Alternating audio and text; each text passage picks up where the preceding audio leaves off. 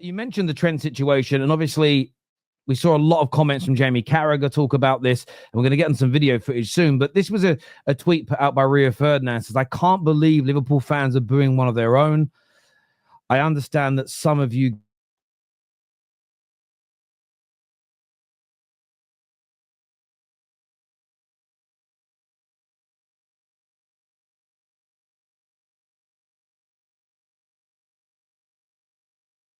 I don't know where I am. Terry's froze. Is it just me? Talk to me, chat. What's going on? Is Terry gone? So what's... Am I back? We're back. Oh, he's back. He's back. Back. I thought it was me then. All right, did you? Okay, we'll put it back up on the screen again in case people didn't see it. Sorry, I'm not too sure what happened. It's a hot day. The internet's playing up. But wrong one. It said that Rio Ferdinand says, "I can't believe that Liverpool fans are booing one of their own. He understands that some of the guys are not happy with his decision, but to boo Trent after he has won you the lot is so baffling. Didn't cost you a penny." I've got to thank Rio Ferdinand for the assist, really, because I had a reply tweet that had 2.1 million interactions, and I just basically said, maybe stay out of what Liverpool fans do unless you are one. But I think that nailed it, and I've got to applaud myself because I had about 3 Coronas, and so, sometimes, alcohol can make you speak more sense. I was just lying on the sun lounger in the garden, and I saw it, and I just went, maybe. I just constructed words like, stick your nose in a bee. Look, we're all doing it. We're doing it here now. And people quite rightly said, well, you're a hypocrite. You talk about everybody. But I'm not a hypocrite, because what I said and always have said is, if I think booing Trent's wrong, I'll say I think it's wrong. But I would always have the caveat that I can't put myself in the shoes of Liverpool fans who feel betrayed, let down, and he's run his contract down and he's walking out the club for nothing to go to Real Madrid in his prime. It sends a message of, I think Real Madrid are better than you. I'm not part of this Liverpool project. And also, you're not getting any money for me. So you look at what Harry Kane did. He could have run his contract down and gone anywhere he wanted on a free in the Premier League and broken the goal scoring record and maybe won the league at City or Liverpool or wherever. He didn't. He went to Bayern Munich and earned the club, was it 80 million quid? So there's different ways of doing it. I think some Liverpool fans don't mind and applauded him, and some Liverpool fans are really pissed off about it and booed him. Brilliant, love it. Football, entertainment, passion, frustration, expression, democracy, absolutely no problem. Booing is not abuse. Booing is the mildest way of showing displeasure. If you're at a comedy concert and there's a bad comedian and you boo them, it's an expression that you don't think they're that good. Yep. I think that Rio Ferdinand he's a legend of Manchester United. He's a very, very good player. But off the field, I think some of his opinions are questionable. This is a guy who went from Leeds to Manchester United. Apparently he was considering going to Chelsea in his prime at Manchester United as well. I've never really got to the bottom of what that story is, but people tell me that was a thing. So he's probably a guy that probably wouldn't really want to, as a Liverpool fan, really give a shit about his morals anyway. He's entitled to his opinion. But my opinion is, unless you're a Liverpool fan,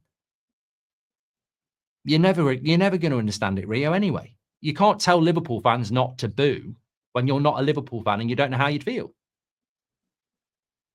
Yeah, no, I agree. I don't think anyone can tell Liverpool fans how they should think, how they should feel. Again, if you believe in democracy and free speech, that you're entitled to question it.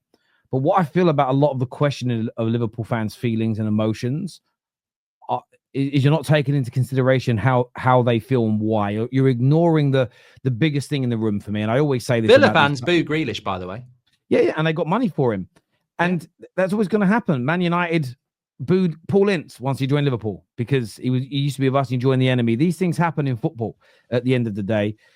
I was in the crowd for Man United's first home game after Fergie left, and every single one of us booed Wayne Rooney because of the news in the summer that he handed in another transfer request, and he got booed for it because it's a sign of expression, and fans shouldn't be told what they can and can't do in that regard. Of course, no racial abuse, don't threaten to hurt him physically, nothing along those lines. That is ridiculous, and there is no defending it.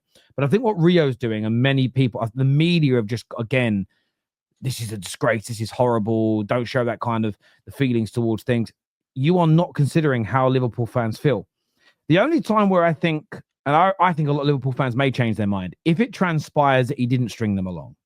If it transpires that he was very forthright and told the club, look, I'm just not signing a deal no matter what you offer me. So you either sell me or I'm going to leave for free. And they ignored this. I think that would change everybody's view slightly. And ironically, that happened with Fergie and Rooney, because Fergie told us he's put another transfer request in, doesn't want to play. Fergie himself, maybe 4 or 5 months later, came out and said he didn't quite. Fergie expressed it wrong because he was frustrated at Wayne Rooney.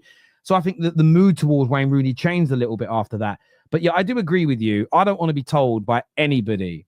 And in fact, I ignore when someone that isn't connected to Man United says, how can you hate the Glazers? Look how much money they've spent. Look how much money they've invested. I hate it.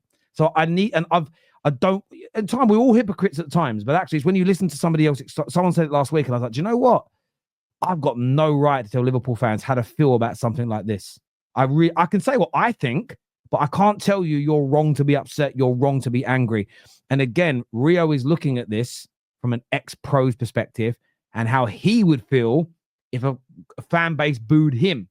He isn't thinking about it from the perspective of a fan who feel massively let down by a player from their hometown, a player that they have, yes, he didn't cost you a penny in terms of buying you in the transfer market, but maybe he could have signed a new deal. This is one thing I agree with. Maybe he could have signed a new deal 2 years ago and gone like, I'll just sign it.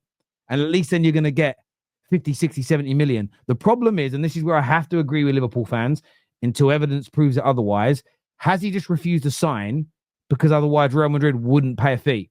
Therefore, he wouldn't get the move to Real Madrid, which means he's put his move to Real Madrid above his club. And fans are always going to hate on that. They're always going to boo you for it. So, yeah, I don't blame Liverpool fans at all. I think Rio and Gary Neville on both these takes have shown, again, stick to the mainstream media, strict to being ex-pro pundits. You're good at that. But the fan media stuff, stay out of it. You don't understand fans. They don't understand fans at all, Mark. They really don't. No, they don't. And I don't think the modern football player does either. I think that, even in Rio Ferdinand's era as well, but certainly in Trent's era, they're surrounded by yes men. They're told how great they are. They earn great money. They think they're rock stars. And when things are going well, they are. But when bad decisions are made, football fans aren't stupid. They've probably got more moral grounding than a footballer who's been wrapped up in cotton wool and lived in a bubble since they were 14.